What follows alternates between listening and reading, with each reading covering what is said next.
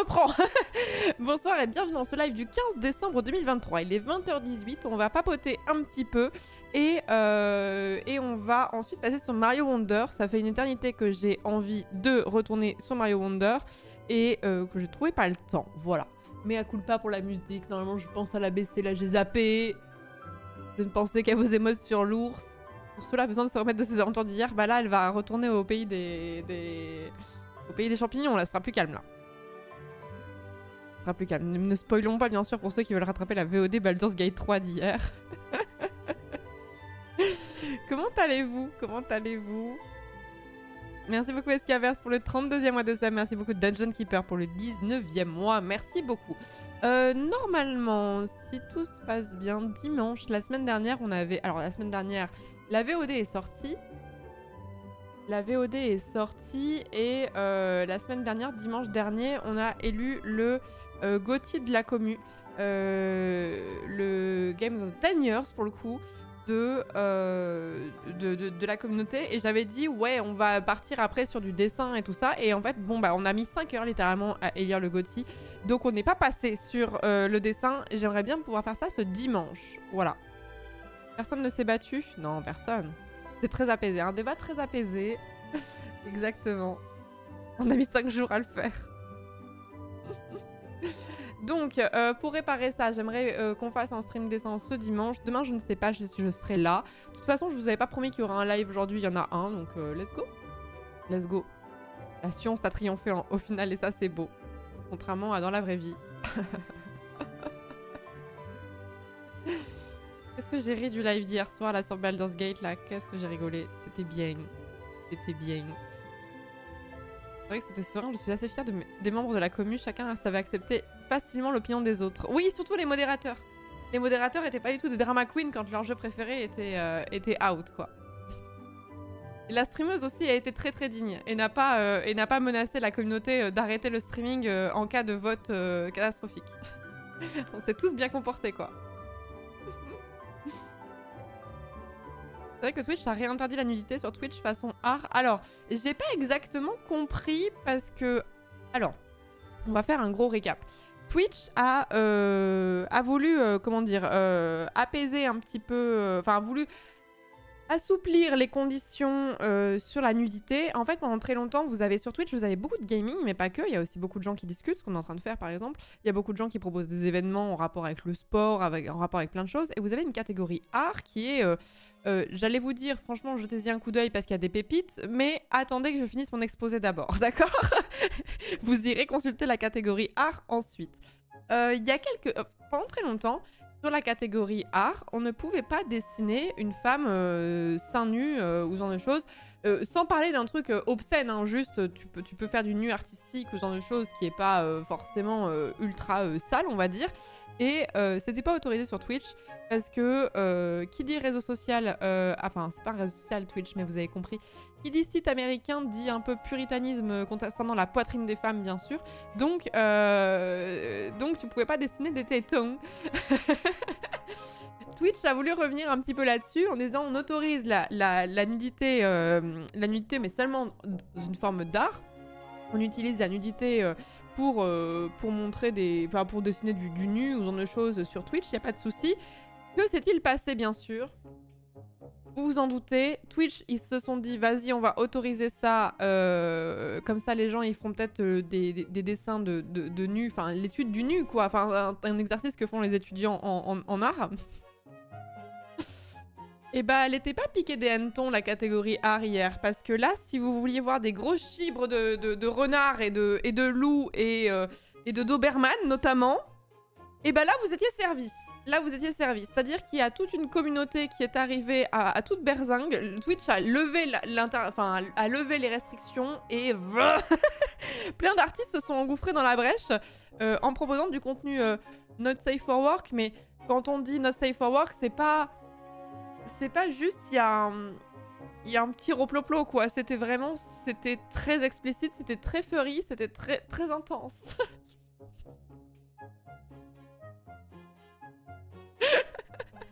Quelqu'un a posté la beuteuse du Doberman sur le Discord, j'ai dû modérer cette personne, ça va trop loin. La personne susmentionnée a supprimé son message, bien sûr. Non, non, on a vu de la grosse beuteuse furry. Alors là, encore dans un... Enfin, j'ai envie de te dire, ça reste que de la beuteuse furie. Bon, moi, j'ai pas spécialement envie de voir ça sur Twitch parce que c'est pas trop ma cam. Mais ça reste... ok. Il y a eu quand même pas mal aussi de dessins loli, quoi. Et ça, c'est un vrai problème. Là, par contre, là, les gens qui streament ce genre de choses, ça mériterait un ban def de la plateforme, en fait. De mon point de vue. Si on me demande. On me demande pas, mais... Tu peux descendre, mon bébé? Quand j'ai dit furry, ça t'a perturbé, je comprends. Je comprends. Ah, Loli, c'est prison, hein. Mais Loli, c'est prison de fou, hein. Je sais pas s'il y a eu des conséquences de ban par rapport à ça. Je sais pas s'il y a des gens qui se sont fait, couper leur stream et ban pour avoir streamé du dessin Loli. Mais en vrai, si on me demande, ça mériterait un ban def, ouais. Pour le coup. Parce que bon, dessiner une bite de Doberman, je suis pas spécialement pour, mais ils ok, tu vois, donc...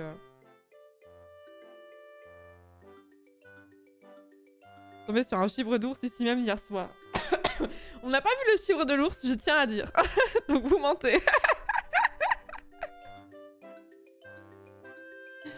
Clairement, Bandef puis signaler aux autorités compétentes. Mais ouais, exactement, c'est un truc qui relèverait même, enfin, que ça aille plus loin que dans conséquences seulement sur Twitch. Bon, bref. Donc, un petit peu raz-de-marée du côté de Twitch concernant cette catégorie. Donc aujourd'hui, petit contrôle Z de la part de Twitch en mode peut-être ça allait un peu trop loin. Et ils ont dit... Attends, c'est où? Je cherche.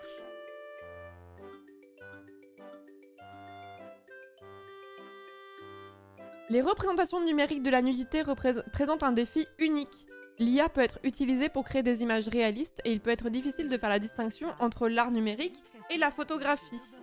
Donc ils reviennent un peu sur cette histoire de nu avec l'argument de l'intelligence artificielle. Cependant,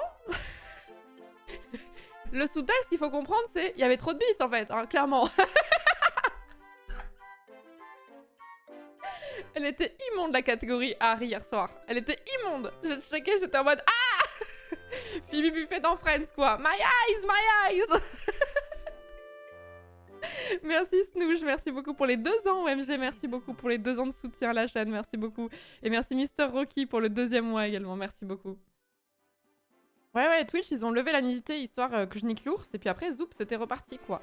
Alors après, la vanne m'a fait rire, mais encore une fois, ça c'est pas nouveau, ça fait très longtemps qu'on peut streamer de la nudité sur Twitch quand c'est dans un jeu vidéo. Il y a plein de jeux vidéo, The Witcher en fait partie, GTA en fait partie, enfin bref, on va pas tous les citer, mais en fait, à partir du moment où la catégorie, quand vous lancez un stream, vous rentrez la catégorie et en fait, ça vous en propose plusieurs. Si la catégorie existe, vous avez le droit de streamer ce jeu sur Twitch. Et si vous avez le droit de streamer ce jeu sur Twitch, ça veut dire que même s'il y a de la nudité dans le jeu, vous pouvez la montrer. Il n'y a pas de souci. On a streamé The Witcher 3, on a vu les seins de Triss ou Yennefer, ou les deux, je ne sais plus. Il n'y a pas de souci, je risque pas du tout de ban là-dessus. Donc quand vous voyez un streamer qui stream un jeu et il y a une scène de cul, ou une scène un peu olé olé, ça ne sert à rien de dire ban Twitch, ça n'arrivera pas. Ça n'arrivera pas, surtout sur un jeu aussi populaire que The Witcher 3 ou GTA. Il n'y a pas de souci. Ce qui est problématique, c'est si jamais tu me fais pause, que tu regardes pendant 1 heure et que tu zoomes comme pas possible sur le mini téton pixelisé qui dépasse, là peut-être que tu vas avoir des conséquences. Mais ça a toujours été, enfin peut-être pas toujours, mais ça fait très longtemps que streamer de la nudité sur Twitch dans un jeu vidéo, c'est ok. Voilà. Téton dans Mario Odyssey là, voilà, ça c'est légitime ça.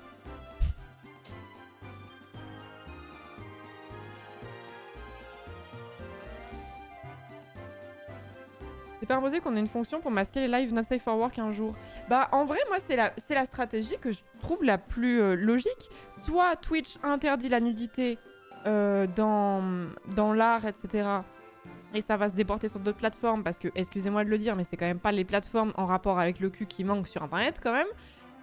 Donc c'est ça que je trouve fou, c'est de vouloir porter du contenu not safe for work alors qu'il y a 12 000 milliards de sites qui sont destinés à ça et qui sont quand même très populaires, mais bref. C'est une autre histoire. Et qu'est-ce que je voulais dire d'autre ou alors tu fais une catégorie art not safe for work. Et en fait tu peux pas y accéder si t'as pas un profil qui est plus de 18 ans et qui est vérifié ou que sais-je. Et il faut vraiment faire la démarche d'y aller. Un peu comme quand tu vas sur un site gay depuis un site porno, quoi. Vous voyez? Ça me fera toujours un peu rire, d'ailleurs, que sur les sites porno, les lesbiennes, il n'y a pas de souci. Mais par contre, si c'est des gays, là, c'est réservé dans des catégories qui sont à côté. Et voilà. Et ça, c'est très drôle. Hein. Merci beaucoup, Kayusdi. Merci beaucoup pour le 27e mois. Merci beaucoup. C'est pas ma faute si Internet est rempli de trucs de cul, comme dirait un philosophe. Ouais, vous voulez qu'on mette la vidéo d'ailleurs de ce philosophe-là? Let's go.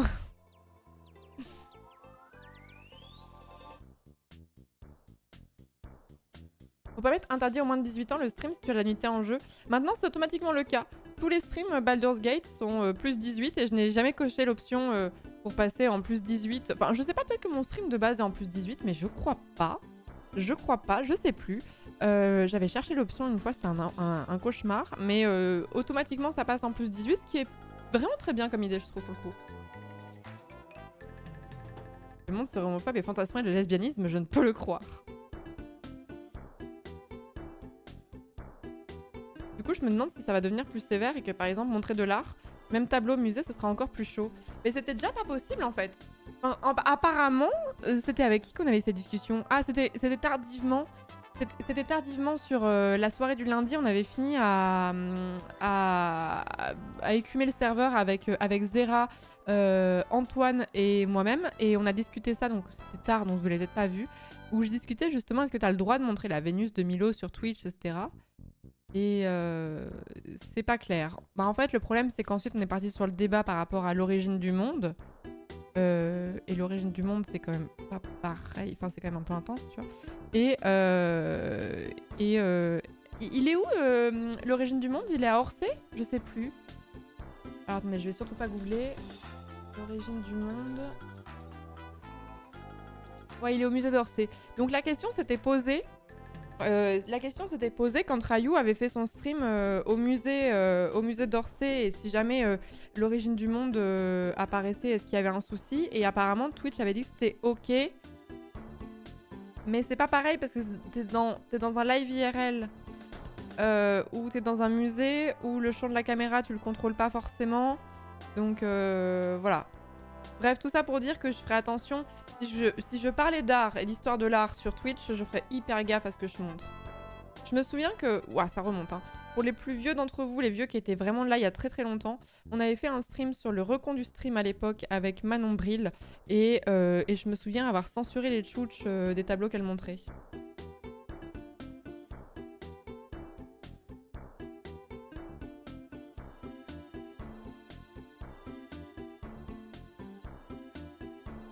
J'ai guidé Mira en vocal depuis chez moi vers l'origine du monde, c'est un grand moment. C'est très drôle ça. Cette phrase est très drôle. Par contre, voilà, il y a un problème, c'est que si Twitch n'a pas de conséquences là-dessus, tu peux en avoir sur YouTube. C'est pour ça que même si j'ai le droit de streamer de la nudité dans Baldur's Gate 3, généralement, j'ai désactivé l'option, à part hier où vous m'avez dit ça, voilà, on a vu deux boules, quoi. Mais sur Twitch, sur YouTube, en fait, tu peux prendre le risque aussi que ta chaîne, elle soit shadowban ou quoi, parce que les règles, elles sont pas les mêmes d'une plateforme à une autre. Vous voyez? T'as vu le recon du stream avec Manon? Ouais, c'était décembre 2019. C'était il y a 4 ans. C'était il y a 4 ans, donc c'était il y a vraiment très très longtemps. Tu fais du plus 18 sans le mettre sur le live, que c'est reporté, tu peux être forcé par Twitch. Si tu le fais trop souvent, ça peut être forcé sur tous tes streams pendant une certaine durée. Mais je pense quand on informe. Oui, je pense aussi. Mais après, il y a beaucoup de streamers qui se mettent en plus 18 par définition. Et c'est vrai que moi, j'ai du mal à voir, même si on fait pas des trucs obscènes, c'est vrai que je pense pas qu'il y ait beaucoup de mineurs dans cette communauté. Il y en a quelques-uns, hein. Mais je suis pas sûre que les mineurs regardent vraiment mon contenu. Et c'est vrai que j'estime pas spécialement avoir un contenu adapté à leur âge, en tout cas. Merci beaucoup, Miss Georgie. Merci beaucoup pour le 19e mois de sub. Merci beaucoup. Un an d'utilisation d'un bullet journal grâce à toi, ça m'a trop aidé, donc merci. C'est vrai? C'est vrai, Miss Georgie? Ah, ça me fait trop plaisir. C'est vrai, j'en ai parlé il y a un an, c'était en décembre de l'année dernière que j'en avais parlé. Ah ouais, trop bien. Et merci Canne à sucre pour le 16e mois. Merci beaucoup.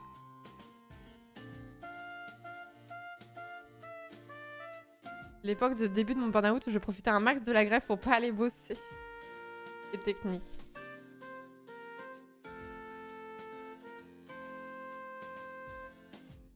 Les références de ce stream parlent pas trop aux mineurs.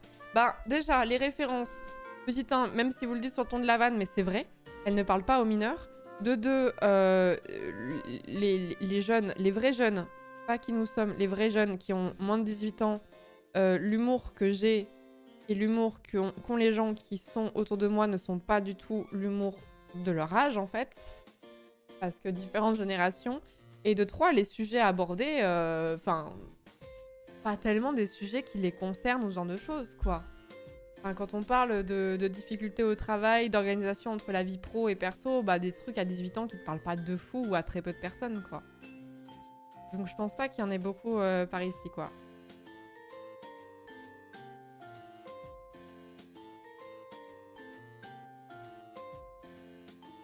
Salut à ceux qui arrivent. Les mineurs n'écoutent pas trop France Inter, quoi.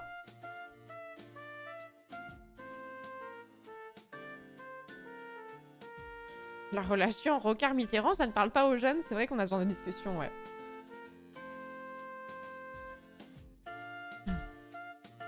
On est plus jeunes, tu dois préciser les vrais jeunes. Bah oui, un peu, hein. Non, mais en même temps, j'ai pas... En fait, j'ai toujours trouvé ça cringe de fou. Les gens qui n'avaient pas la même génération. Quand j'étais ado et que je voyais des gens de 30 ou 35 ans, tu sais, essayer de reprendre les délires de notre génération, de reprendre les mêmes de l'époque, ou de reprendre les formulations et tout, je trouvais ça un peu cringe. Et je me suis dit, putain, quand je vieillirai, je veux pas devenir ce genre de personne. Je me suis fait cette promesse à mon moi du passé, tu vois. J'ai vraiment pas envie d'être le How do you do fellow kids, tu vois.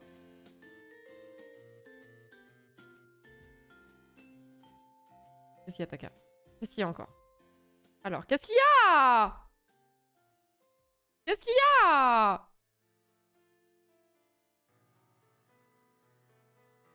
C'est raté si on en croit la prochaine Minia. Alors oui, bon, certes, elle est déjà sortie, je crois, en plus. Mais en même temps...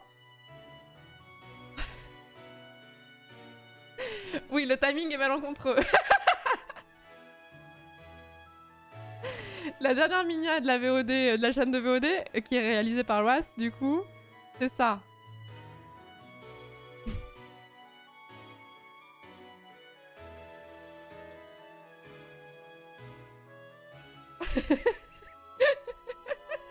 Ce n'est pas de mon fait. Fâche le timing, en effet. Oui, bon, après, en même temps, j'ai appelé la VOD ça Rox du poney ou pas les jeunes, quoi. Je cherche, hein. Ah, c'est un chef-d'œuvre, cette miniature. Oui, ça vaut vraiment le coup de prendre un agent pour avoir ce genre de miniature. Hein. Je vous aurais jamais pondu ça, moi. Hein.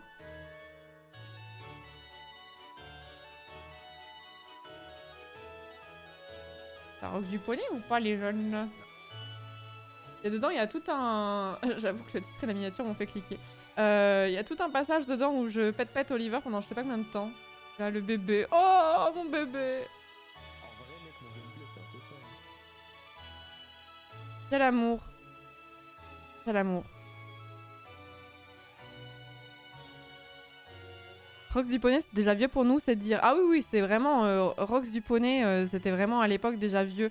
Par contre, moi, je disais un truc quand j'étais ado et j'ai un peu honte avec le recul. C'est j'adorais dire... ça gère la fougère.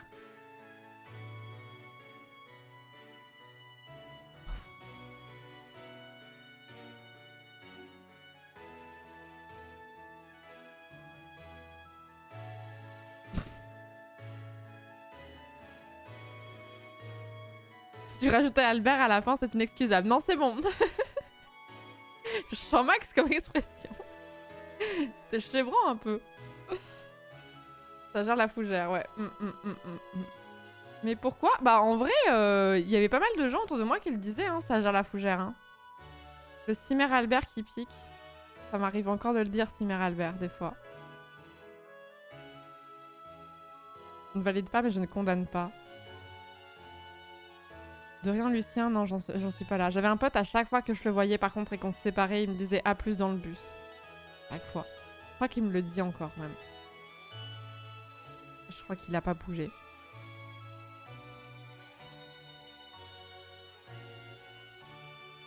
Je sais pas les expressions qui étaient cool à l'époque qu'on disait quand on avait... Bah, après on n'est pas sous la même génération, mais moi je suis née en 93. Je disais énormément à plus en LAN. C'est un truc que disait jeune ça. N'importe Nawak. J'ai jamais trop dit, mais c'est vrai que notre génération... Mais en fait, il y a plein de trucs qu'on a oubliés. Le petit cousin de 12 ans de 12 ans le dit encore à plus dans le bus. Oh, mais ça, je pense, c'est un truc transgénérationnel, ça, je pense. J'en ai connu un aussi, il a fait une décompensation psychotique par la suite, je pense qu'il y a un lien.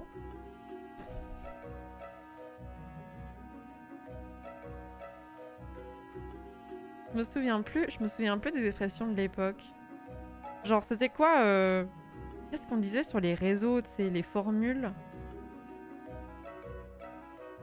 Moi, je me souviens de tous les hashtags un peu cringe qu'on mettait sur Instagram au début d'Instagram. Genre en mode hashtag InstaFriends. Hashtag InstaBouffe, hashtag... Qu'est-ce qu'il y avait d'autre? En fait, il suffirait que je remonte mon compte Instagram et puis zou, hein.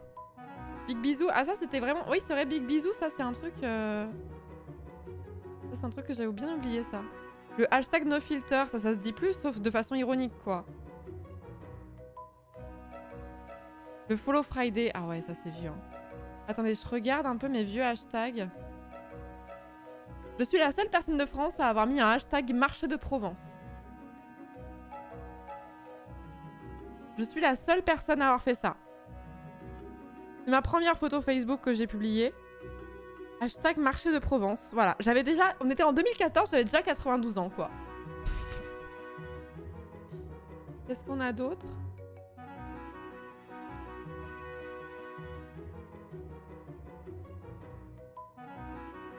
Ça, c'est... Ah, ça, c'est très 2014 Energy, ça. Ça, c'est très 2014 Energy. Hashtag guilty pleasure. Hashtag instafood. Hashtag I love food more than people.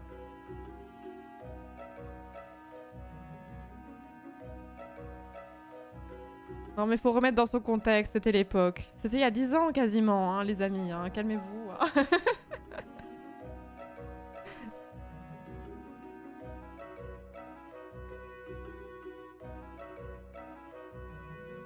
T'avais 20 ans, tu étais jeune. Ta gueule, Taka.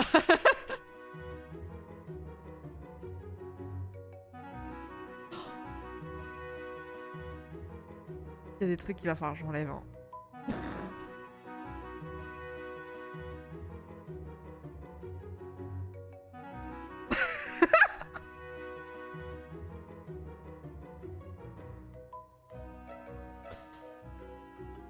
Hashtag it never stops. Hashtag bachotage.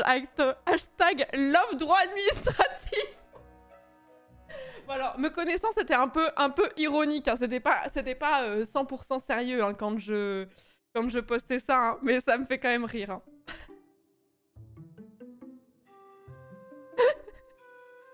Je suis la seule personne à avoir posté hashtag love droit administratif. Premier degré, j'aimais le droit administratif quand j'étais en droit. Mais là, je sais que je faisais des vannes, là. Qu'est-ce qu'on a d'autre?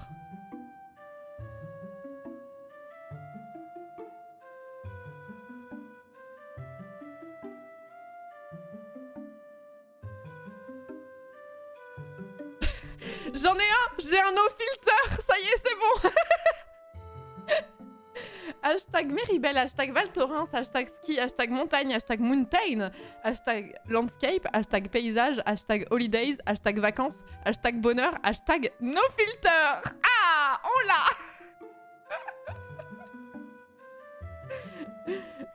Le filtre vient 2014. Ah non, il n'y a pas de filtre cette photo. Non, j'aurais pas mis un hashtag no filter s'il y avait un filtre. Enfin, concentrez-vous. Mais oui, mais à l'époque, la méta, c'était de poster plein de hashtags. Hein. À l'époque, c'était de poster plein de hashtags. Et sachez que ça sert encore. Hein. Que la méta actuelle, c'est encore de mettre plein mal de hashtags. Hein. Fallait faire un bingo. Bah ouais, attendez, je digue encore. J'en ai un deuxième, no filter. Bon, c'est triché. Oh là là, sur une photo avec mes potes. Je sais plus si elle est encore en ligne, donc je vais pas la montrer. Mais j'ai quand même mis hashtag équipe de bras cassés.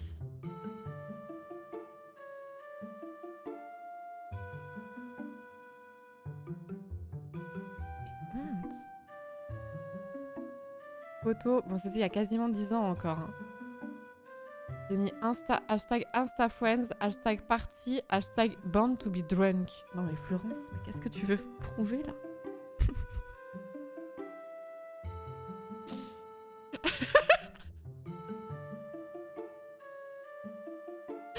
Surtout qu'en plus le pire c'est que...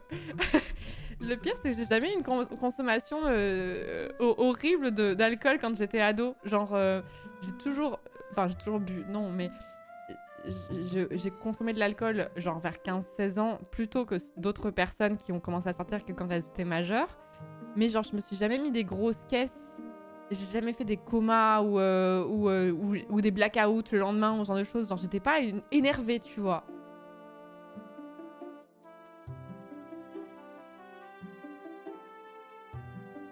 Born to be drunk quand même, drunk, là, wow. Ah, et puis il y a eu ma période aussi, pardon, je suis en train de dig mon Instagram, mais j'ai eu ma période aussi développement personnel, think positive, hashtag meilleure version de soi-même, tu vois. Et en vrai,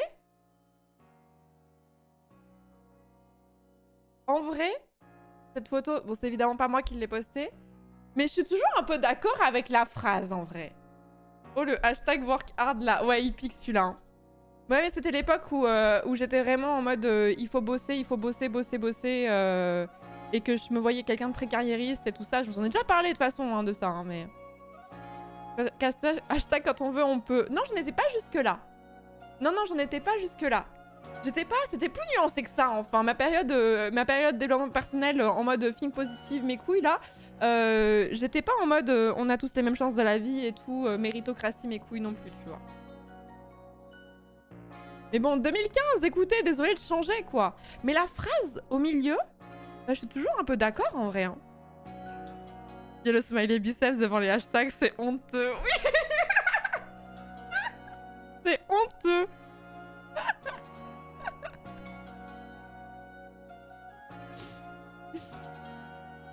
C'est du LinkedIn Core. Arrêtez!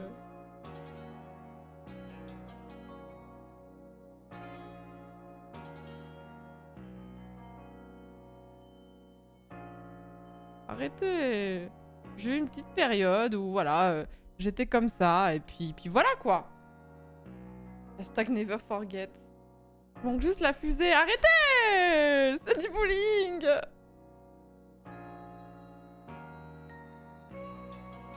C'était ma période un peu sombre, mais elle était plus en mode j'ai envie d'être giga carriériste. J'avais envie d'être quelqu'un, c'est trop bizarre dit comme ça, j'avais envie d'être quelqu'un qui était marié à son métier, quoi. J'avais envie, j'avais très envie qu'on dise de moi que j'étais giga bosseuse et que je travaillais beaucoup et que d'être quelqu'un, d'être très occupé et tout. Enfin, vous voyez? On a tous un passé sombre et torturé, Florence, ouais.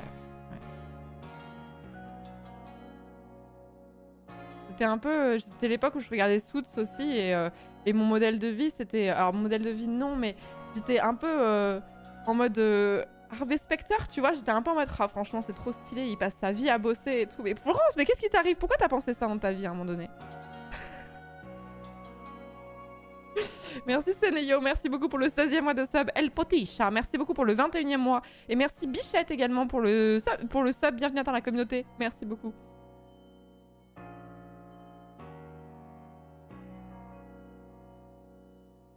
Avec plaisir, petit fœtus. Avec plaisir. Je pense aussi, en tant que femme, on a beaucoup à prouver. Du moins, c'est ce qu'on s'est dit quand on est adolescent. Mais en fait, c'était vraiment ça. En fait, il y avait vraiment ce côté où je voulais être complètement indépendante et ne pas dépendre de quelqu'un en termes financiers et d'exister en tant que moi-même et ne pas être la compagne de quelqu'un ou être définie comme une mère ou c'est tout. Enfin, c'était ça, en fait, qui me drainait. Et en vrai, je comprends avec le recul. Ça fait partie de ma construction aussi. D'être quelqu'un d'assez émancipé, tu vois.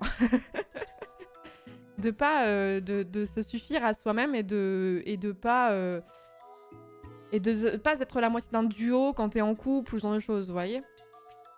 C'est juste la mère d'Oliver, exactement.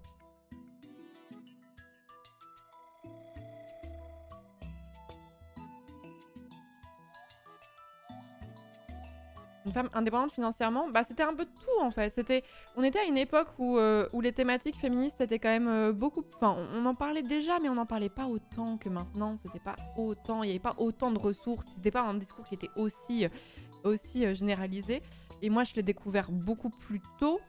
Et le truc, c'est que j'étais vraiment dans ce fantasme, entre guillemets, de la femme indépendante financièrement, mais aussi qui ne dépend que d'elle et qui peut-être est en couple, mais n'est pas définie que par ça. Et en vrai, c'est un truc qui me parle toujours, en fait. Hein.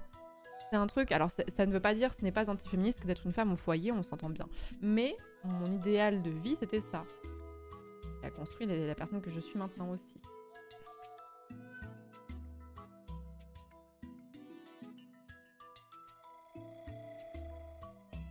Gatekeep, gaslight, girl boss. Pas à ce point girl boss, mais ouais, un peu quand même. Hein. Un peu, hein. Moi, je voulais être comme Lisa dans le dessin de Lisa.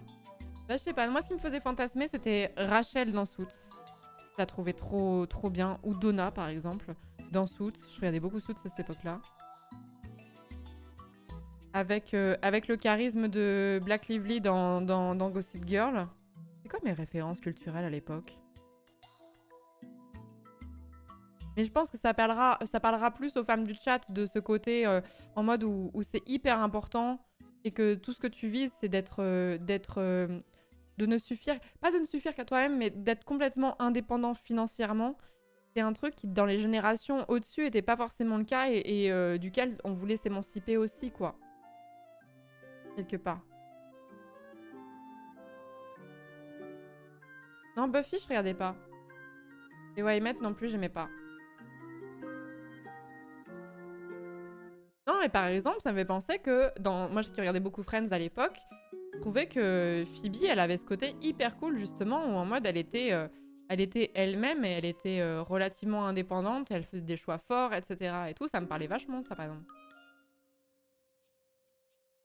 Et je pense que ça parlera aux meufs du chat. Je pense que c'est un passage un peu obligé quand t'es jeune adulte. Je pense que tu passes un peu par ce moment-là où t'es vraiment en mode je veux pas qu'on me renvoie à ma condition de meuf et juste être moi-même, quoi. J'ai l'impression de dire une banalité, mais bon. Buffy, ça m'aurait grave plu à l'époque, je pense. Hein. Je sais pas si maintenant je suis pas trop vieille pour regarder en fait. Buffy, c'est assez en avance dans le girl boss, grosse icône de cette génération en vrai. Ouais, je suis totalement passée à côté. Totalement passée à côté. Mais oui, du coup, j'ai eu cette période un petit peu think positive et ça m'a vraiment bouffé. Et c'est pour ça que je suis très critique. C'est aussi ce qui m'a amené à des réflexions sur le développement personnel assez vite. En mode, c'est pas dingue. C'est pas dingue. Ouais, voilà, c'est ça, Chroma. J'ai peur que ça fasse trop de teen movie pour le début.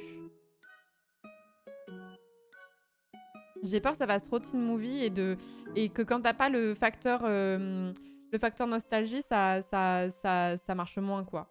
C'est comme, genre, j'avais réessayé de me mater par pure nostalgie Gossip Girl et j'étais en mode non, je peux plus en fait, j'y arrive pas, quoi. Même par nostalgie, Gossip Girl, je n'y arrive plus, quoi. En mode, ah ouais, comment ça, Chuck Bass, c'est un agresseur sexuel, genre, dès le premier épisode, en fait. Je sais que Buffy était un peu plus ok de ce côté-là, je crois, mais Gossip Girl, y a rien qui va. Gossip Girl, y a rien qui va dedans.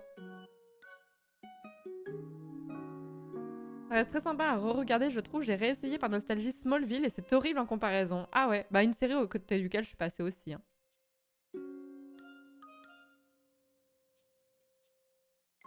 Ah, je l'ai pas cette ref, Audimac.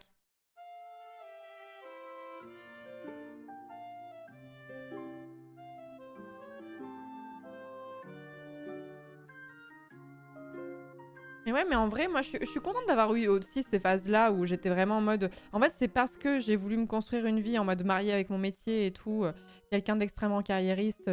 C'est pas que j'avais les dents longues et que j'étais pas non plus prête à tout et n'importe quoi pour gravir les échelons. Hein. Faut pas croire non plus que j'étais prête à écraser les autres. Mais j'étais en mode, je vais travailler. J'étais un peu dans cette logique quand même que le travail finit par payer, et je suis pas sûre que ce soit si vrai, mais cette logique de si je travaille vraiment beaucoup, que je m'investis beaucoup, ma hiérarchie le reconnaîtra, et que je finirai par gravir les échelons, mais d'une façon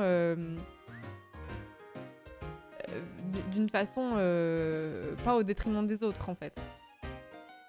Mais bon, j'avais 10 ans de moins quoi, donc forcément j'avais pas l'expérience que j'ai maintenant. Difficile de prendre du recul sur la méritocratie quand t'as toujours baigné dedans et que toute la société te crie que c'est ça, quoi. Vous n'avez pas encore compris le monde du travail. Bah, j'avais surtout pas encore assez travaillé. Si j'avais un peu plus travaillé, t'as un peu envie d'y croire, quoi. C'est exactement ça.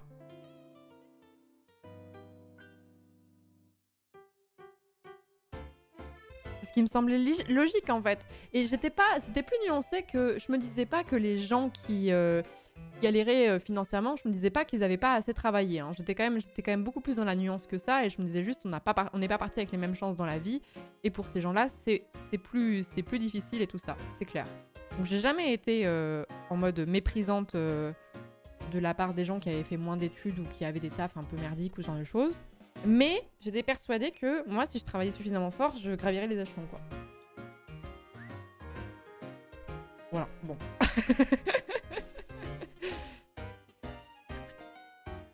Un conte de Noël, quoi. Tu le voulais pour toi ou pour le regard des autres? Pour les deux. Pour les deux. Mais en fait, en vrai, quand on y réfléchit, est-ce qu'on n'a pas envie de faire aussi beaucoup de choses pour le regard des autres aussi, quelque part? Est-ce que moi qui essaie de reprendre une discipline sportive actuellement, je sais très bien que je le fais pour moi en très grande partie, mais je pense qu'il y a une part de moi qui a envie qu'on me considère comme quelqu'un de sportive. Vous voyez? On fait la psychothérapie, je vais encore m'allonger sur le canapé, sur le tapis derrière là. Oui, je suis d'accord avec toi, Céline. J'arrive pas à croire qu'on puisse totalement ignorer le regard des autres. Moi, je pense que c'est un mensonge, ça. Qui est plus ou moins sensible, mais il y a quand même toujours une petite part qui te touche, au moins de tes proches, tu vois. Parce que les inconnus au bataillon, t'arrives à prendre du recul là-dessus, pourquoi pas, mais... Et qu'avez-vous ressenti à ce moment-là?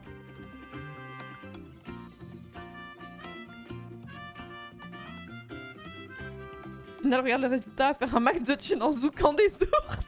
J'ai envie de dire Slay. En zoukant des ours. J'adore la formulation. Tu fais quoi comme sport? Je me suis inscrite à la salle de sport, donc là en ce moment je suis en remise en forme, donc je fais plus d'exercices de fitness qu'autre chose. Et semaine pro, je vais commencer à basculer vraiment sur les machines et à vraiment commencer de la muscu, mais tranquille.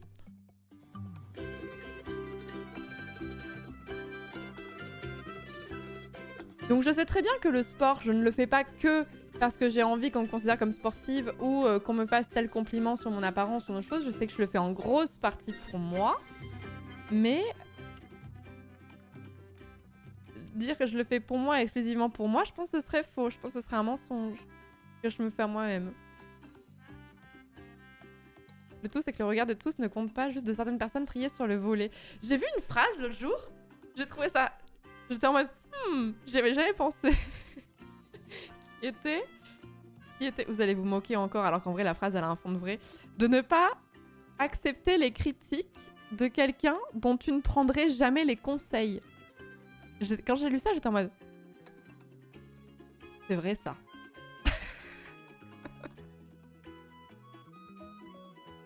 C'est vrai, ça. Merci Chapinou pour le 40e mois de sub, merci beaucoup. Merci beaucoup. On dirait une phrase de Will. Voilà, j'en étais sûre que ça allait foutre de ma gueule, voilà. Très LinkedIn. Mais pas du tout, arrêtez. Un peu de nuance dans ce bas monde. Hashtag inspirationnel, hashtag think, hashtag... Life fact. Faudrait le mettre sur un poster avec une montagne derrière. Putain, je vais vous arracher la tête, hein.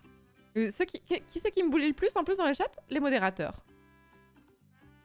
Alors que, pensez-y, il est pas si bête ce conseil quand même.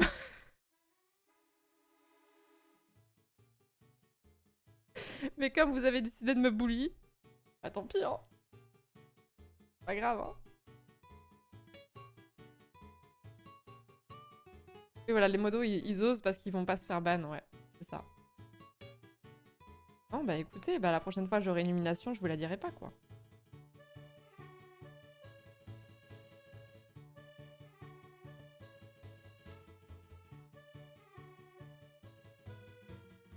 Je passe beaucoup de temps sur LinkedIn pour le taf et on voit passer des trucs comme ça.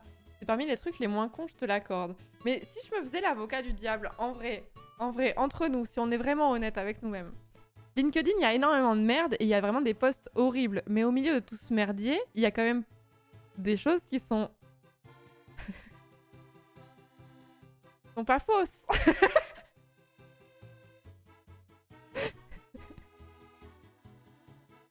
Forcément, tu vois, il y a forcément, au milieu de tout le tas de merde, il y a forcément une petite pépite d'or, tu vois, au milieu de ça. Cette phrase, c'est un conseil, voulons nous suivre tes conseils aussi. Ah, ça, c'est à vous, ça, de décider. Hein. On la perd, alerte. Hashtag biceps, bien dit. Oh non.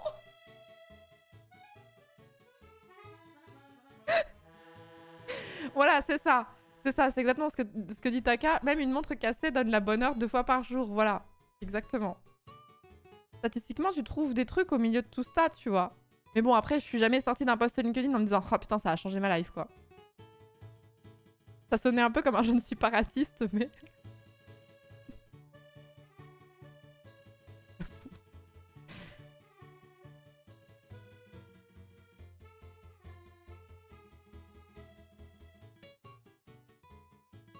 Il y a évidemment des trucs intéressants, faut juste masquer les conneries et au fur et à mesure, ton mur ressemble à quelque chose.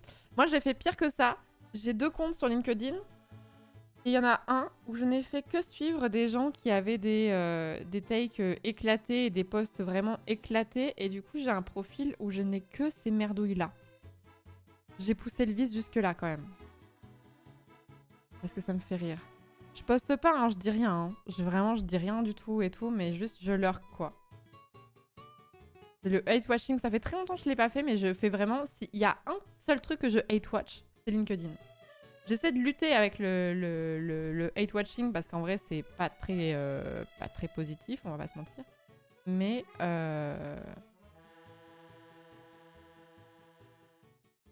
Attendez, parce que c'est le Disruptive Humans of LinkedIn. En fait, à un moment, il y avait plein de trucs comme ça où j'allais les chercher, j'allais les suivre, quoi. C'est quoi le dernier post en date de Disruptive Humans of LinkedIn? Qu'est-ce que ça poste là? Ça fait 4 ans que je vis dans une cave. Je passe entre 5 et 15 heures par jour sans lumière. On me prenait pour un fou. Maintenant, cette méthode devient un classique. On appelle ça le deep work. En réalité, pour ma génération, c'est simplement du work. Parodique, c'est pas possible. Pour les Z, ça devient du deep. 0 distraction, pas de téléphone, pas de réseaux sociaux, pas de je traite un autre sujet, pas de mouvement par la fenêtre. 2. Un ultra intensité par série. On timebox ou on timebox, on sait pas. Ta journée, chronomètre de 20 à 55 minutes de focus, entre 5 et 10 minutes de break avec récompense, WhatsApp, YouTube, etc. 100% de performance, ça doit faire mal. Exemple, sport. Je suis déjà fatiguée, pareil. 3. Volume conséquent. 100 heures au minimum pour faire quelque chose de bien. 10 heures par jour au minimum. 10 jours nécessaires. Sans lumière extérieure, 4 heures égale 15 heures égale 23 heures. Ok. La cave égale on absorbe du volume sans problème. On rend pas les mots qu'il dit. Tu dois être exigeant avec toi, sinon tu vas te faire embarquer dans de la futilité. Ton tel égale une addiction. Ton Insta égale une addiction. Ton non-focus égale une addiction. Tes addictions égale ce qui t'empêche d'atteindre tes objectifs. Quels sont tes tips pour monter ta productivité ?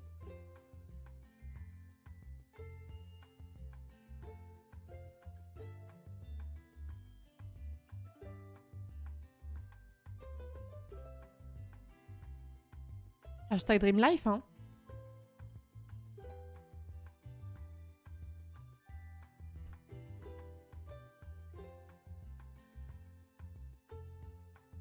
Aïe aïe.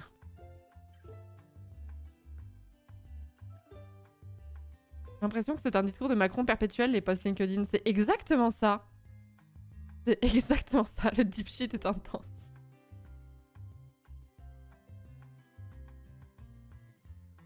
En plus, c'est du matos pourri. Oh, ça va. Non, ça va. MacBook plus la petite Scarlett, là. Le micro, je le reconnais pas. Non, c'est pas du matos horrible.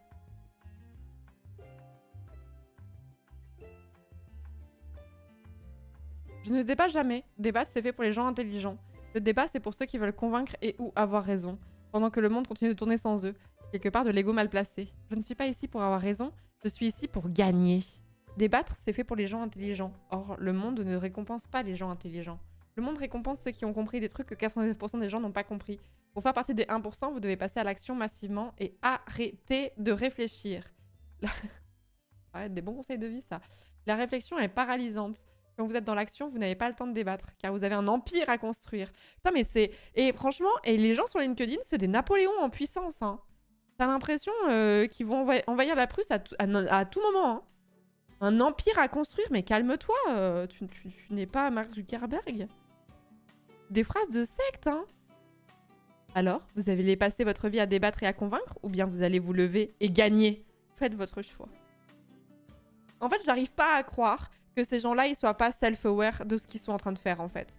Quand t'écris ce post-là, j'arrive pas à comprendre que tu peux te dire... Franchement, banger ce que je viens d'écrire, quoi.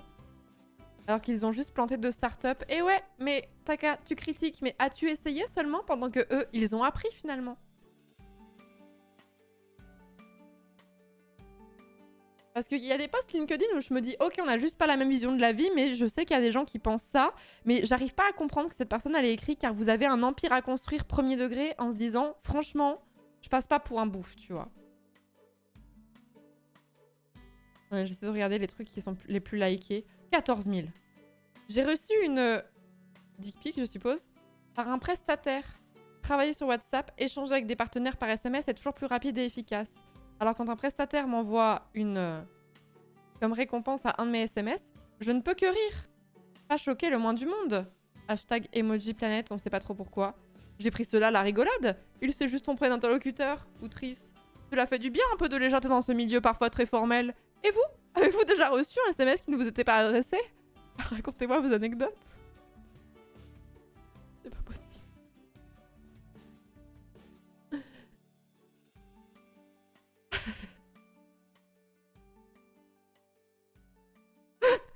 C'est pas possible.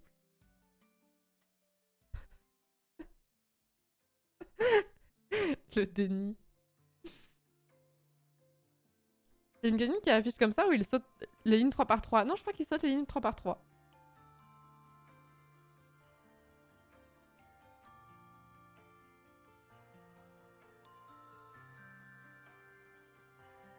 Attends, j'en cherche d'autres. Je recherche un stage de 2 mois qui paye 2000 € par mois. T'aimerais te la couler douce au soleil? Cette annonce n'est pas du tout pour toi. Nous ouvrons un poste de stagiaire pour 2 mois. Certes, qui ne sera pas rémunéré, mais crois-moi que tu vas apprendre et gagner en expérience. Non, mais un petit effort. C'est devenu un running gag, le payer en visibilité. Soyez imaginatif un peu. Tu auras une formation de titan. Et ça vaut de l'or sur ton CV. Si tu as la pêche et soif d'apprendre le métier du business développeur, générateur de leads et gross hacker. Qu'est-ce que c'est que ces métiers-là? Je te laisse postuler sur le lien.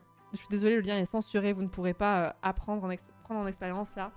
Attention, on recherche des personnes qui ont envie de réussir. J'ai envie de me fracasser la tête contre un mur. Hein. Business développeur, je comprends à peu près. Générateur de leads, c'est quoi? Et les gens qui sont dans le monde de l'entreprise startupienne là, vous pouvez nous éclairer notre lanterne? Et même question pour le gross hacker.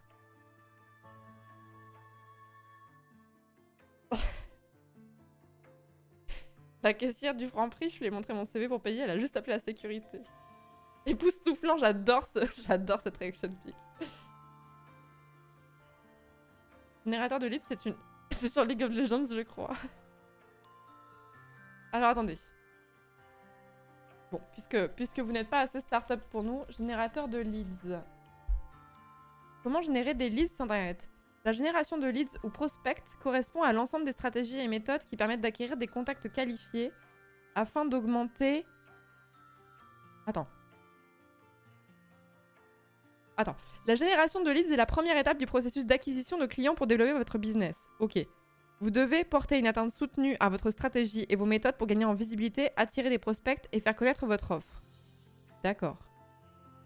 Donc ça correspond à l'ensemble des stratégies et méthodes qui permettent d'acquérir des contacts qualifiés afin d'augmenter vos ventes. Ok. Toute entreprise peut générer elle-même des leads via des opérations de marketing digital ou de marketing direct. Je suis pas sûre que ce soit un bullshit job. Ah non, mais par contre, tu parlais du gros hacker. Parce qu'en vrai, c'est un métier qui s'appelle générateur de leads, mais en fait, c'est un truc qui est vieux comme Hérode, quoi, en fait. Vieux comme Hérode, c'est vraiment de dire mon âge, quoi. Le gros hacker est une activité consistant à activer la croissance d'une entreprise, notamment d'une start-up, par un ensemble de techniques de marketing permettant d'accélérer rapidement et significativement la croissance de son chiffre d'affaires. Ça, c'est peut-être un bullshit job, par coup. Ça, c'est peut-être un bullshit job.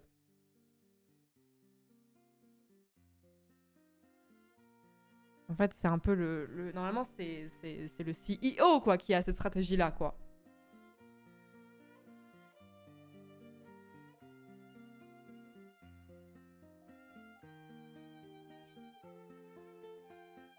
Pardon, je vais être méchante, mais ces gens-là, ils sont pas là. Le garagiste émotionnel m'a fumé de rire.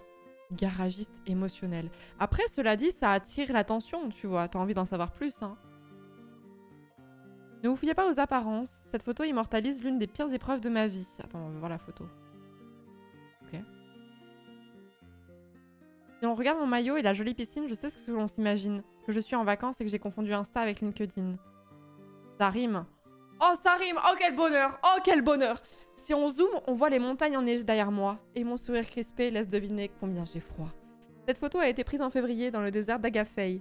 L'eau de cette piscine est à 4 degrés. Le campement est écolo, tout est chauffé à l'énergie solaire ou au bois, et les nuits d'hiver sont gelées, alors l'eau de la piscine l'est aussi. Ça rime pas là. Je vais me péter un plomb. Mais l'opportunité de se baigner dans un décor pareil était inouïe pour moi. Le staff m'a averti du danger et m'a presque interdit d'y aller, alors j'ai mis la main, le froid me brûlait. Mais je pensais à ces Wim Hof, où les gens payent des fortunes pour rentrer dans des glaçons devant plein de gens. Je pouvais traverser la même preuve dans un paradis gratuitement, alors j'ai éteint mon mental et je suis rentrée dedans. La première fois, la sensation de dépassement de moi a été extra. Le problème, c'est que je me suis amusée à le refaire 3 fois. C'est bête. Et après la 3e, j'ai eu peur. J'ai tremblé de la tête aux pieds pendant plus de 3 heures.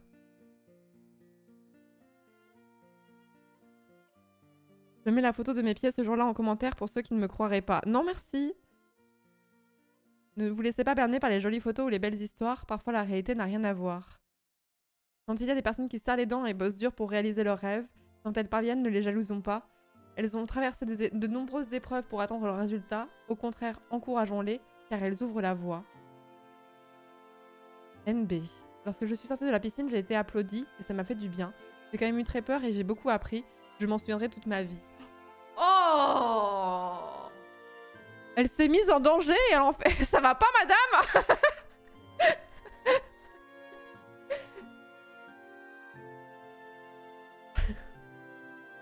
Et toi, c'est quoi la plus grande épreuve que tu as eu à traverser dans ta vie? Je me suis baignée dans une piscine à 3 degrés 3 fois. C'est ouf d'écrire autant pour rien dire. Aussi con que se mettre un coup de marteau et retenter pour dépasser ses limites. Ouais, c'est exactement ça. Oh là là. Son impact carbone est catastrophique après un tour du monde. Voilà une phrase que j'ai pu lire sur les réseaux sociaux. Voilà encore une personne qui s'ennuie beaucoup. En tour du monde, certes, j'ai dû prendre de nombreux avions car les frontières terrestres étaient fermées à cause du Covid.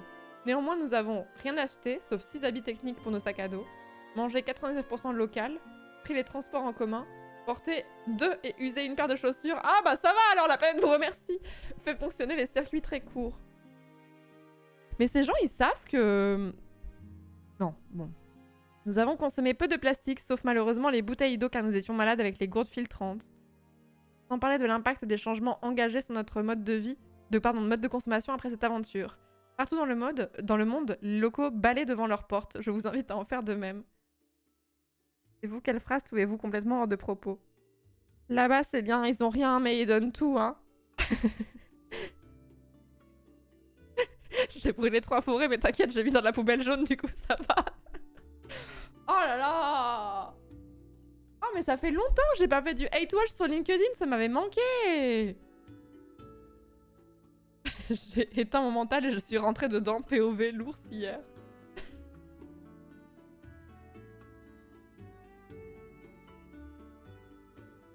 Oh là là! Bon, t'as pris 1000 fois l'avion, mais écoute, t'as usé 2 paires de chaussures, donc c'est bon quoi. C'est affligeant quand même. Ah, ça, je l'avais déjà vu, ça. Le coach des femmes ambitieuses. S'il y a bien un truc qui m'énerve sur LinkedIn, c'est la soupe pseudo-féministe qu'on nous sort, en fait, qui est juste capitaliste as fuck, qui est brandée pour les femmes, par les femmes. Ça me rend, mais dingue. Ça me rend dingue quand le capitalisme récupère des combats légitimes, ça me rend dingue. Je pourrais en parler des heures tellement ça m'énerve. La sécurité sociale ne devrait pas exister. Voilà une take très intéressante, dis-moi en plus. Et j'en suis convaincue. Mais dis-moi, avoir cette santé gratuite à portée de main conforte les gens à ne jamais prendre soin d'eux. Il est connu celui-là. Il est connu. Pas de sport, pas de marche, pas d'alimentation optimisée, pas un bon sommeil, trop de stress. Tu tues littéralement ta santé en te disant « Il faut bien que je meure de quelque chose ». Cette santé n'était pas gratuite, les gens feraient tous attention à eux. Il y aurait beaucoup moins de problèmes. Oh là là, je sais même pas si je vais lire la suite tellement c'est obscène.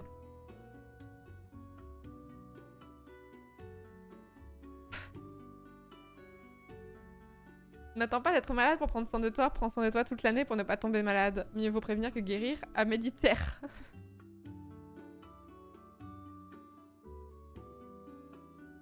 Déjà lu, ça m'énerve encore. Ouais, je l'avais oublié celui-là.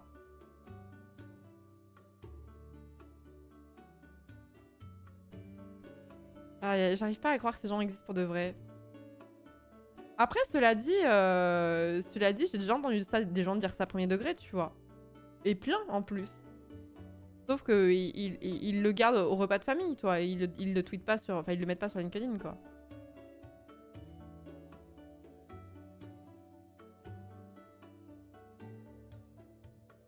Oh non, celui-là, il est glauque, je vais pas le lire.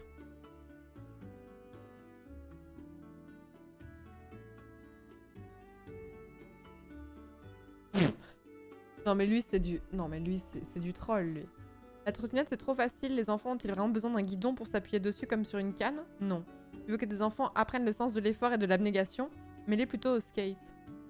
Non, mais lui, il a juste fait son poste pour tourner, quoi.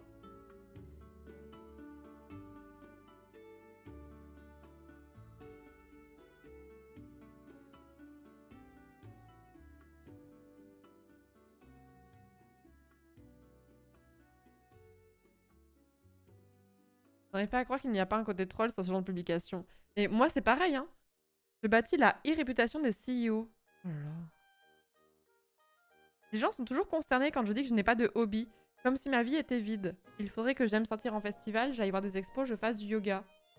Par contre, passer son week-end à rédiger une newsletter, c'est du travail et il faudrait que je décroche pour mon bien-être. Sauf que mon travail est mon hobby principal. J'ai la chance d'aimer ce que je fais. En 2023, on vit encore dans une société qui encourage le fait de sacrifier son temps de travail pour profiter du temps libre.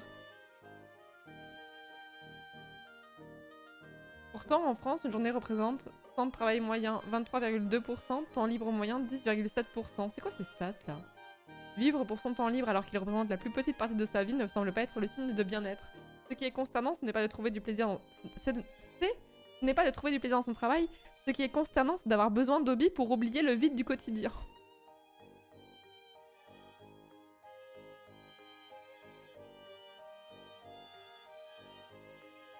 Les mots me manquent. Vraiment, je n'arrive pas à croire que ces gens écrivent ça premier degré.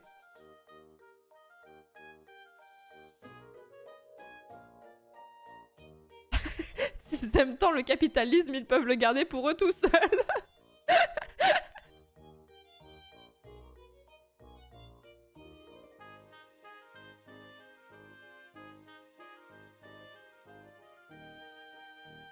Et oui, en fait, je comprends pas les stats. C'est quoi? Du coup, si le temps de travail moyen représente 23% de quoi? D'une journée? C'est-à-dire, tu mets un quart de ta journée à travailler, mais...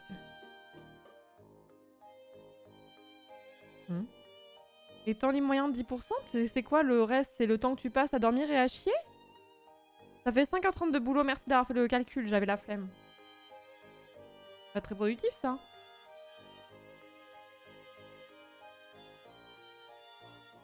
On peut écrire un shitpost comme ça pendant ta prochaine fois que tu fais un stream art et à la fin on élit le plus énervant. Oh, Jablaya, c'est une idée de génie, j'ai trop envie de faire ça. Trop envie de faire ça. Genre faudrait que je prenne... Non, en fait ce qui serait... Non mais faudrait vraiment pas que ce soit pris premier degré, mais genre j'aimerais reprendre genre tu sais des images de MSF Quest, tu vois. Genre tu vois, je reprends quand on a fait MSF Quest avec Little Big Way, mais je veux pas l'embrigader dedans. Genre cette photo elle serait parfaite pour un post LinkedIn, tu vois. Le travail en team, hyper important. C'est voilà, une ode au travail en team, tu vois. Qu'est-ce qu'on pourrait aussi faire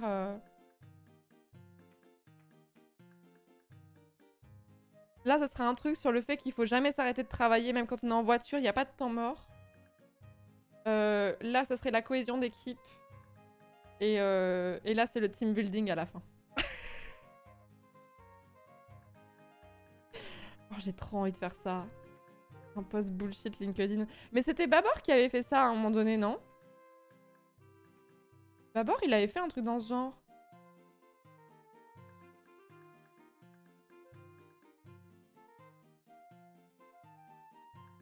Merci Moutonus pour le 28e mois. Merci beaucoup de soutenir la startup. Merci beaucoup.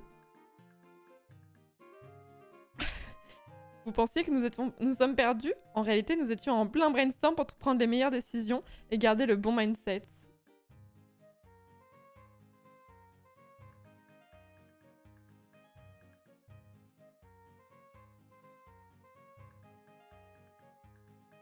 Attends, je m'en lis un petit dernier là et après on va se bouger sur Mario Wonder. Hier, j'étais en bébé travail. Entreprendre, c'est génial. Goûter à nouveau au plaisir de pouponner, c'est magique. Mais c'est chaud. Je ne vais pas prendre mon congé paternité parce que je pense, à tort ou à raison, que mes entreprises ne peuvent pas se passer de ma présence, même quelques jours.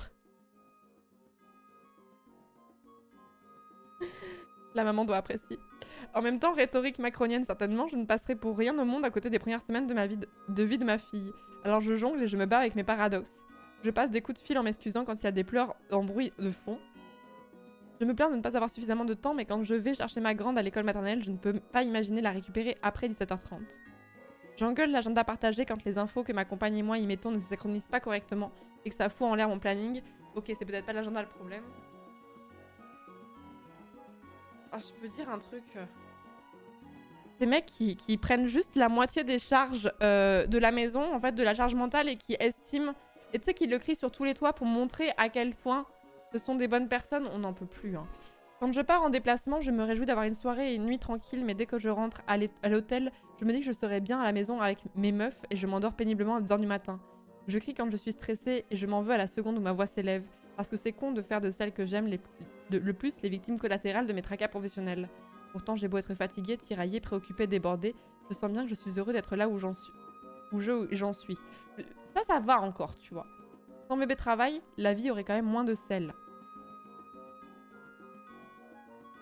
Putain, 100% il l'a pris juste le temps de faire la photo, il a demandé à sa femme de le prendre en photo et après il lui a rendu le bébé, tu vois.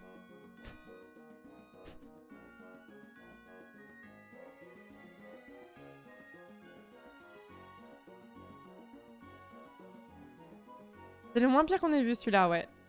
Bah juste le fait quand il a dit qu'il prenait pas son congé paternité et qu'il s'en vantait, tu vois.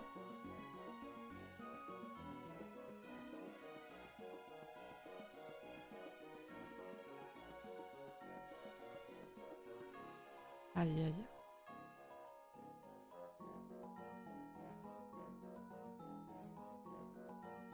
Il me manque la trace du vomi pour que ce soit authentique. Ouais, exactement. C'est pour ça, je pense qu'il a... Je pense qu'il a refourgué l'enfant ensuite. Hein. Il est tellement déconstruit, waouh. Oh là là, ça veut dire il a voulu un enfant et après il s'en occupe. Non mais trop stylé, quoi. Bravo à lui. Oh, je suis vilaine. Je suis vilaine.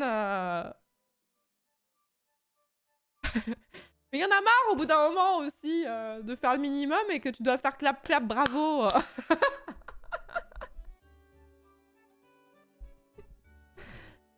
Oh là là. Bon, par contre, si, alors je voulais vous poser une question avant de passer sur Mario Wonder. J'avais un truc. Je comprends pas pourquoi tout le monde passe sur Threads depuis genre 2 jours. Tout le monde s'est créé un compte Threads. Le truc de le Twitter d'Instagram, là, je sais pas comment l'expliquer autrement. Et j'ai demandé sur Twitter. Et on m'a dit que c'était toujours, ça puait toujours la merde au niveau de... Au niveau de la protection des données de la vie privée, là.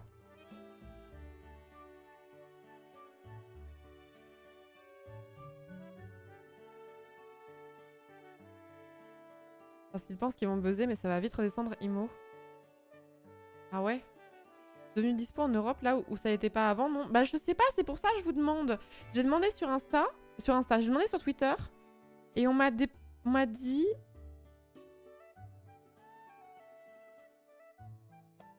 que c'était... Apparemment, c'est redevenu disponible ou un truc comme ça en Europe. Mais ce que je comprends pas, c'est que c'était pas dispo en Europe parce que ça respectait pas le RGPD. Du coup, est-ce qu'ils ont changé quelque chose? Je comprends rien. Je me suis dit, est-ce que vous aviez plus d'infos ou pas?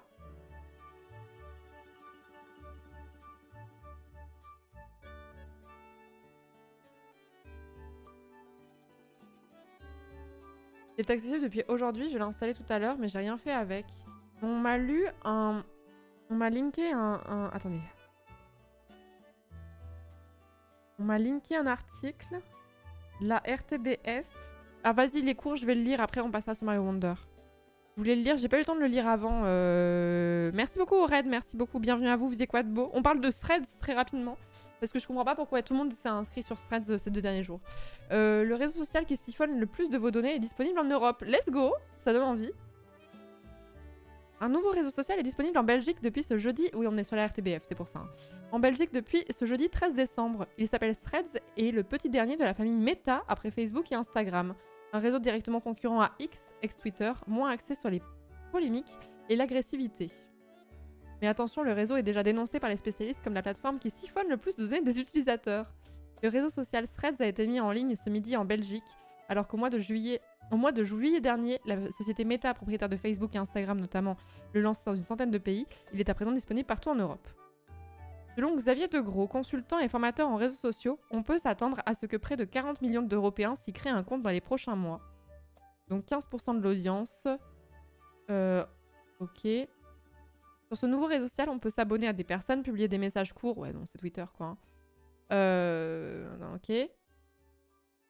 Le directeur général de Meta, Mark Zuckerberg, ne s'en est absolument pas caché en concurrençant de façon frontale X. Il veut attirer tous les dessus de X et leur promettre un environnement beaucoup plus convivial, acceptable, etc. Un réseau social bienveillant, issou, ne mettant pas en avant ni polémique ni contenu haineux. Voilà qui pourrait être plutôt positif, mais le spécialiste prévient, le revers de la médaille est dangereux. Jamais dans l'histoire des réseaux sociaux, un réseau social n'a aspiré autant de données personnelles. Je vais pas vous faire flipper pour les gens qui sont sur Threads, mais vaut mieux que vous le sachiez quand même. Vous allez voir vos données personnelles aspirées, et jamais dans l'histoire des réseaux sociaux, un réseau social n'a aspiré autant de données personnelles et ne les a autant croisées avec les autres données personnelles des autres réseaux sociaux de Meta qu'avec Threads aujourd'hui. Cette phrase est très moche, mais ok. Une réalité qui étonne les spécialistes dans une Union européenne de plus en plus attentive au respect des données privées. Comment l'arrivée de Threads a-t-elle été négociée en Europe? La relative discrétion de ce lancement, sans tambour ni paillettes, est bien loin des shows à l'américaine auxquels la Silicon Valley nous avait habitués. Mais après, alors, je vais être mauvaise langue, mais je veux dire, on est déjà sur Facebook et Instagram, donc dans tous les cas, c'est un peu FF, non? Mark Zuckerberg dans le FC Bienveillance.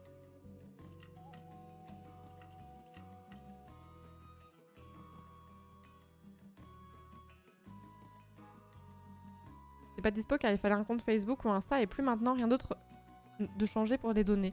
Parce que moi, ce qui me... J'ai appris tardivement hein, qu'il y avait ce problème de données personnelles vis-à-vis de Threads. Moi, ce qui m'a empêché de créer un compte Threads, c'est parce que c'était lié au compte Instagram. Et je me suis dit, j'aime bien le fait que mes réseaux sociaux fonctionnent indépendamment l'un de l'autre. Donc, si j'en ai ras le cul de Twitter, je supprime mon compte Twitter, ça ne supprime pas mon compte Instagram aussi. Et vu à quel point Twitter a été toxique pour beaucoup d'entre nous, Threads, je me dis peut-être qu'au bout d'un moment, Threads, ça va devenir pareil et que ressentirai le besoin de supprimer mon compte. Mais mon compte Instagram, si j'ai un rapport sain avec, je vois pas pourquoi je le supprimerais, tu vois. Mais en fait, moi, je suis un peu en mode, c'est mort quoi qu'il arrive, tu vois. Le groupe Meta, quoi qu'il arrive, t'es baisé, quoi. tu commandes 2 fois sur Amazon ou tu cherches un prix sur Amazon, plus tu utilises Google en permanence et t'as Facebook depuis plus de 10 ans ou 15 ans et t'as Instagram, c'est déjà foutu. J'essaie de pas trop penser à ça, mais malheureusement, déjà un peu mort, non?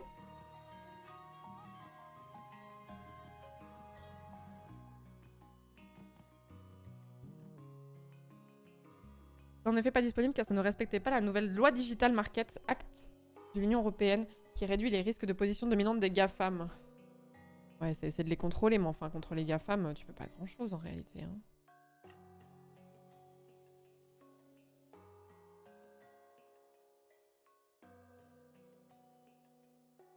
Je suis sans aide depuis 2007, je sais bien que c'est FF depuis longtemps perso. Bah ouais, c'est pareil, c'est vraiment un truc que j'essaie de pas penser, mais je me dis c'est mort quoi qu'il arrive, quoi. Franchement. Je suis sur le WhatsApp de Meta. Et moi je mets chez Zuckerberg, mieux je me porte. Ah oui, WhatsApp appartient à Meta? Et moi je sors de l'œuf. Ah ouais, depuis quand? En février 2014, WhatsApp est acquis par Facebook. Ah oui, j'ai un petit train de retard.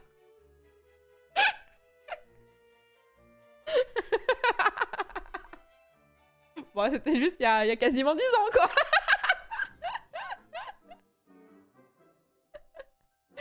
Non, mais j'ai dû le savoir, mais j'avais oublié. Écoutez, de toute façon, c'était... J'avais une chance sur deux, c'était soit Meta, soit Google, hein, donc...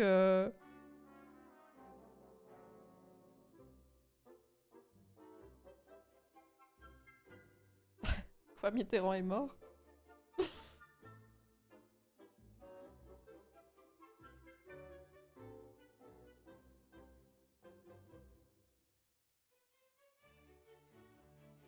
Attends, c'est quoi? Mais de toute façon, on a déjà accepté leur truc, là. Soit on paye, soit ils prenaient nos données. Ah oui, c'est vrai! Oui, c'est vrai. Oui, c'est vrai que l'autre jour, je me suis connectée sur Facebook ou Insta, ou les deux, je sais plus, et que j'ai eu un message en mode « Bonjour, on a un abonnement payant. Mais vous pouvez aussi utiliser gratuitement notre application. » Wink wink. Bah, toi, tu dis bah, « Je vais pas payer pour utiliser Instagram. » Et puis bah, t'es baisé. C'est full baiser.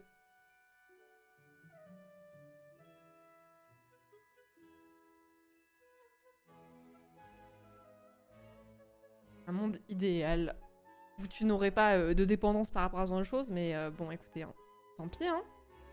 TFF, hein, on est ensemble, hein. Le bien, c'est qu'on tombera ensemble. En plus, moi, j'utilise un service relié à Amazon. Non, mais laisse tomber, c'est FF 2000, là. Hein. Et en plus, ma chaîne de replay est sur un groupe appartenant à Google. Allez, hein.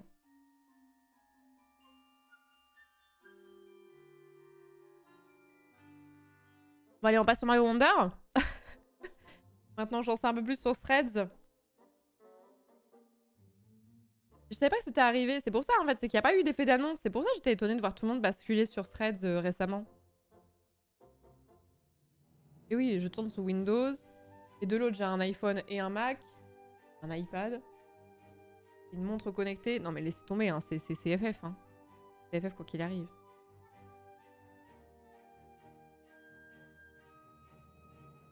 Allez, let's go. Bon, allez, on passe sur Mario Wonder. Let's go. Tu veux finir ou faire le 100% de Mario Wonder? Je pense pas faire le 100% parce qu'il y a des niveaux de mort que je pense que j'arriverai pas à passer, notamment des niveaux de rythme. Mais j'aimerais bien essayer de faire un peu plus que juste la trame principale, quoi. Voyez? Voyez. Hop, alors.